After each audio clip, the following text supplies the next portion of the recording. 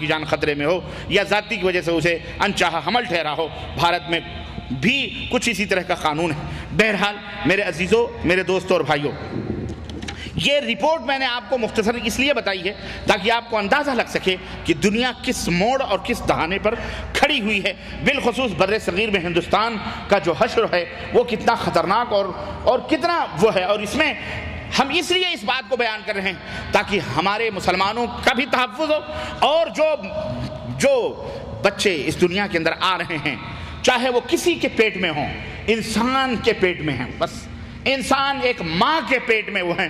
ہمیں یہ نہیں دیکھنا ہے کہ وہ سکھ ہیں، عیسائی ہیں، یہودی ہیں، ہندو ہیں، مسلمان ہیں، یہ کیا ہیں، بلکہ ہمارا دھرم، ہمارا ایمان، ہمارا عقیدہ اور ہمارا اسلام یہ کہتا ہے کل مولود یولد علی الفطرہ، ہر بچہ جو پیدا ہوتا ہے وہ مسلمان پیدا ہوتا ہے۔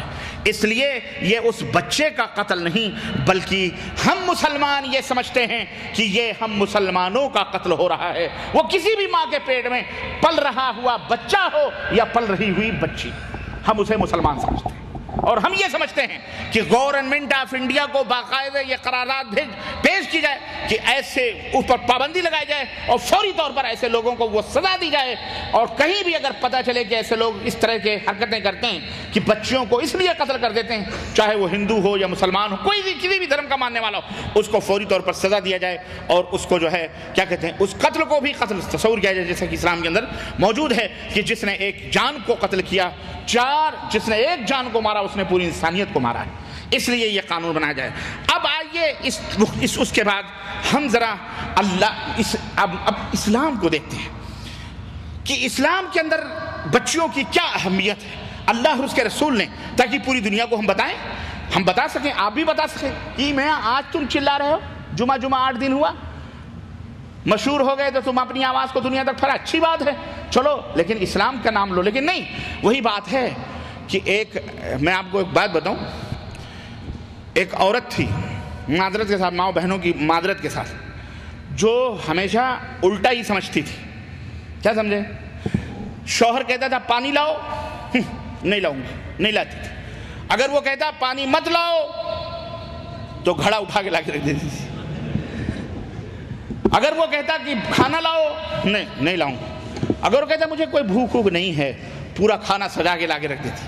ہمیشہ الٹا کام کرتی تھی وہ، اس کا کام کیا تھا، شوہر جو کہے اس کا الٹا کرو، بس۔ بڑا پریشان ہو یار، اس سے کیسے پیچھا کیسے چھڑائیں، اس کی بھی سمجھ میں کچھ نہیں آیا، تو اس نے سوچا یار کچھ۔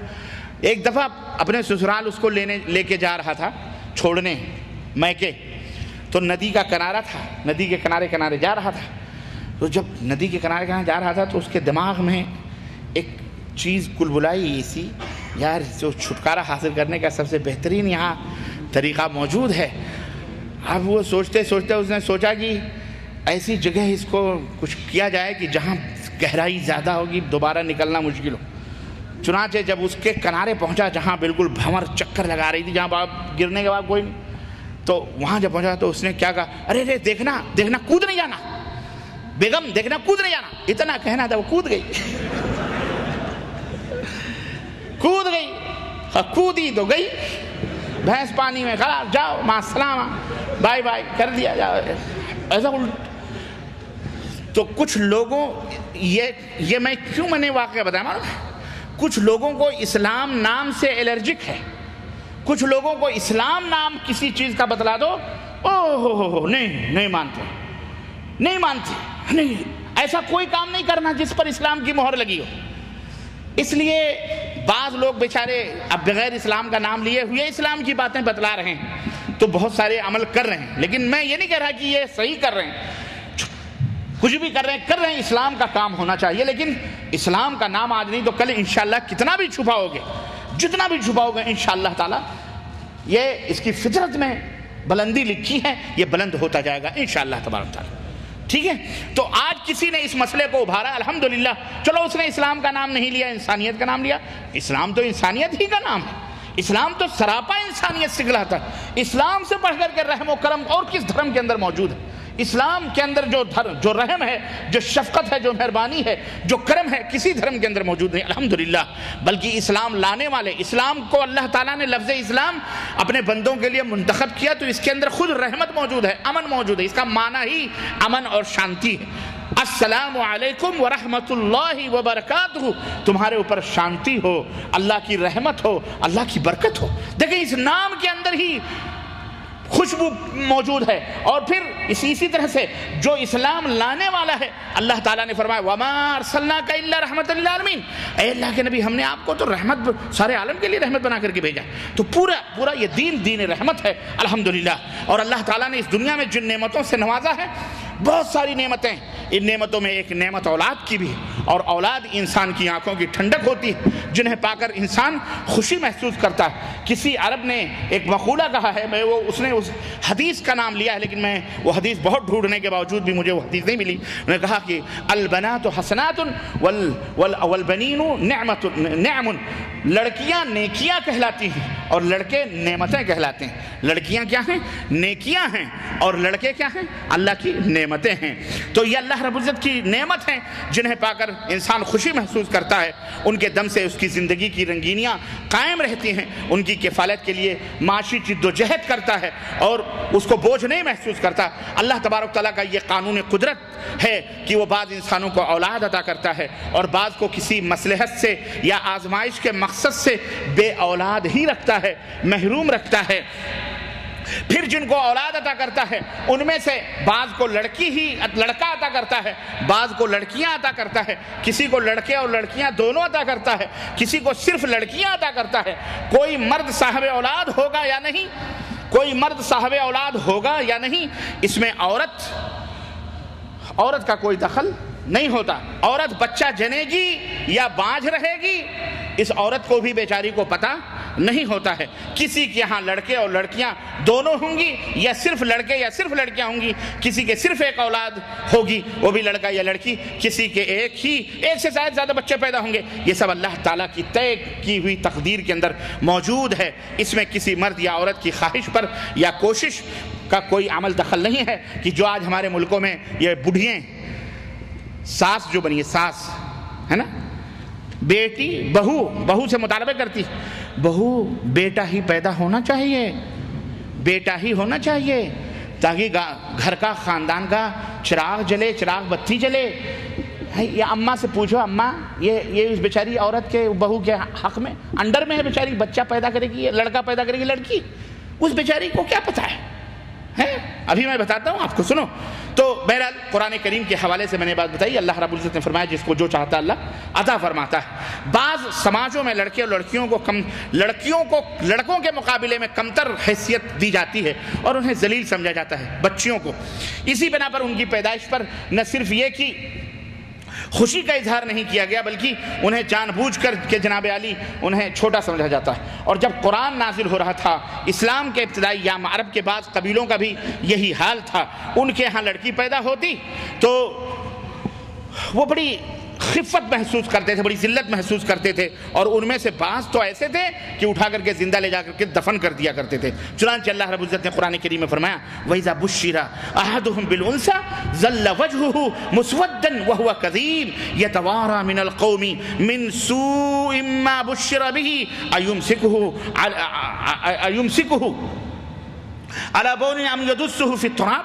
جب ان میں سے کسی کو بیٹی کے پیدا ہونے کی خوشخبری دی جاتی ہے تو اس کے چہرے پر ایسا لگتا ہے کالک چھا جاتی ہے اور بس خون کا سا گھونٹ پی کر کے رہ جاتا ہے، لوگوں سے چھپتا پھرتا ہے کہ اس بری خبر کے بعد کیا کسی کو منہ دکھائے گا۔ سوچتا ہے کہ علی ہون ام یدسو کی ذلت کے ساتھ بیٹی کو لیے رہے یا مٹی میں اس کو دبا دے۔ یہ اللہ رب العزت نے فرمایا، کیا اللہ رب العزت یہ سوچتا ہی ہے کہ کیا کرے اب اس بچے کو۔ یہ اللہ نے اس زمانے میں جب نبی صلی اللہ علیہ وسلم اس کا منظر کھینچ رہا ہے کہ جن کے بچیاں پیدا ہوتی تھیں ان کا یہ حال تھا۔ لڑکیوں کے مقابلے میں عہد جاہلیت کے بعض قبیلوں کی جو سوچ تھی، موجودہ دور کے بہت سارے سماجوں کی آج سوچ بن چکی ہے۔ ان کے یہاں لڑکی کو بوجھ سمجھا جاتا ہے، اسی بنا پر اس کی پیدائش کی خبر سن کر پہاڑ ٹوٹ پڑتا ہے۔ نکاح کے مسائل اور اس کے اخراجات اور جہیز اور جناب علی پتہ نہیں کتنے کیا गाड़ी घोड़े जोड़े तोड़े पता नहीं क्या क्या, ये तमाम सब सोचकर आदमी परेशान हो जाता है और सोचता है कि काश उसके यहाँ लड़की न पैदा हुई होती तो अच्छा था। लड़की पैदा होने पर कदीम ज़माने में उसे जिंदा दरगोर कर दिया जाता था, उससे पीछा छुड़ा लिया जाता था। आज के जाहिलियत के दौर उस दौर में तो जिंदा दबा दिया जाता था। आज के जाहिलियत के दौर में नई टेक्निक के ज़रिए से जनाब अली पैदा होने से पहले ही पता लगा लिया जाता है कि लड़की है या लड़का है, और फिर वो हमल को इस्कात करवा दिया जाता है, एबॉर्शन करवा दिया जाता है, या इंजेक्शन लगवा करके उसे ख़त्म कर दिया जाता है। और अफसोस की बात तो यह है कि धीरे धीरे ये समाजी बुराई मुस्लिम माशरे के अंदर और मुसलमानों के अंदर भी पैदा होने लगी। औरतें सिर्फ जो है किसी ख़ानदान में कई लड़कियां पैदा हो जाएं तो अमूमन उसका ज़िम्मेदार औरत को समझा जाता है, और ये तसव्वुर लोगों के दिमागों में बैठा हुआ है कि ये औरत सिर्फ लड़कियां जनने वाली है। इस बिना पर मशवरा दिया जाता है कि मियाँ अब आपको सिर्फ लड़कियां ही पैदा होंगी इस औरत से, ऐसा करो एक और शादी कर लो ताकि तुम्हें लड़के भी मिल जाएं, हो सकता है तुम्हारे यहाँ लड़का पैदा हो। हालांकि लड़का पैदा होने में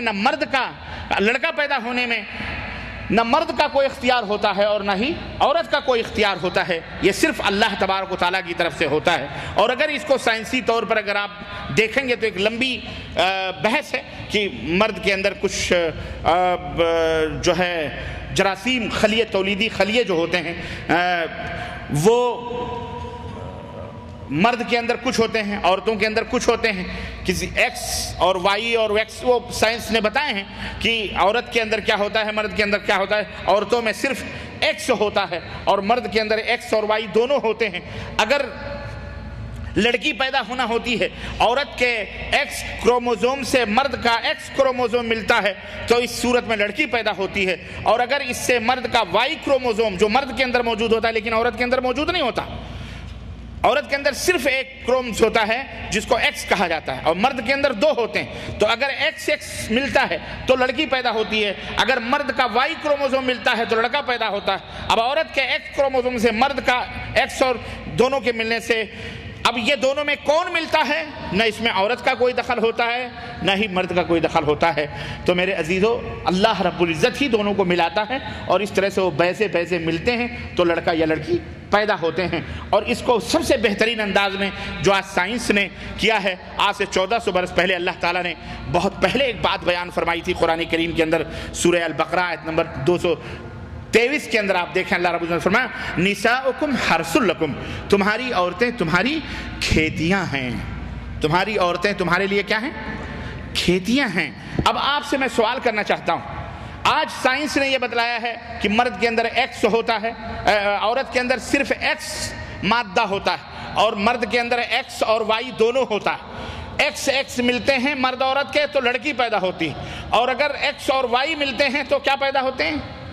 हाँ, तब जाके लड़का पैदा होता है। तो जो वाई मर्द से निकलता है, वाई किससे निकलता है? जो लड़का है वो कहां से निकलता है? मर्द से निकलता है। औरत के एक्स से टकराता है तो असल मुजरिम तो लड़का लड़की का मर्द हुआ ना, औरत बेचारी तो ना हुई। तो खाला जान अपने साहबजादे को आप दोष दीजिए कि साहबजादे हम बिस्तरी के वक्त वाई ही निकलना चाहिए, कंट्रोल आप कर लीजिए। ये बेचारी लड़की के ऊपर आप इल्जाम ना लगाइए, ये गलती आपके बच्चे की है। औरत तो मिसल खेती के हैं, कुरान कह रहा है निसाउकुम हर्सुल लकुम, औरत तुम्हारी खेती है। अब तुम्हारी खेती जिसमें फसल डाली जाती है, बीज डाली जाती है, औरत वो खेती है जिसमें बीज डाली जाती है। तुम्हारे बेटा बीज डालने वाला है उस खेती में, उसने लड़की डाली है तो लड़की आएगा, लड़का डाला तो लड़का आएगा, उसमें खेती का क्या कसूर है? अरे जो बोगे वही काटोगे। कांटा गेहूं बो करके जनाबे आली, जौ बो करके गेहूं की उम्मीद मत रखो, कांटा बो करके फूलों की उम्मीद। हाँ, आम उसके अंदर तुमने डाला है तो इमली आएगा उससे। तो मियां आपका कसूर है ये, और उल्टा चोर कोतवाल को डांटे। चूंकि बेटा है ना, इसलिए खाला जान दादी जान उसको कुछ नहीं बोलती। बेचारी मासूम या औरत गरीब बच्ची बाहर से आई है, इसी के ऊपर ही सारी तोहमत। और आज जो बेचारी बनती है, ये भी जब 2-4 बच्चों की अम्मा हो गए सास बनती है तो ये भी हाँ یہ بھی وہی کردار ادا کرتی ہے، اللہ سے ڈرو۔ اور یہ شاید تمہاری کسی پہلی عورت نے ایسی گھٹیا حرکت کری جس کی سزائیں تم آج تک بھگت رہی ہو، ہے کہ نہیں ہے؟ ہاں، یہ حقائق اپنے ذہن میں رکھیے۔ مفسرین نے، علامہ زمخشری نے کشاف کے اندر، امام فخر الرازی نے، سبوں نے تفسیر کبیر کے اندر، اور علامہ قرطبی نے، علامہ ابو حیان نے، سبوں نے باقاعدہ یہی لکھا ہوا ہے کہ مرد جو ہے یہ بیج ڈالنے والا ہوتا ہے، کھیتی کیا ہوتی ہے؟ عورت ہوتی ہے۔ تم جیسی بیج ڈالو گے، نطفہ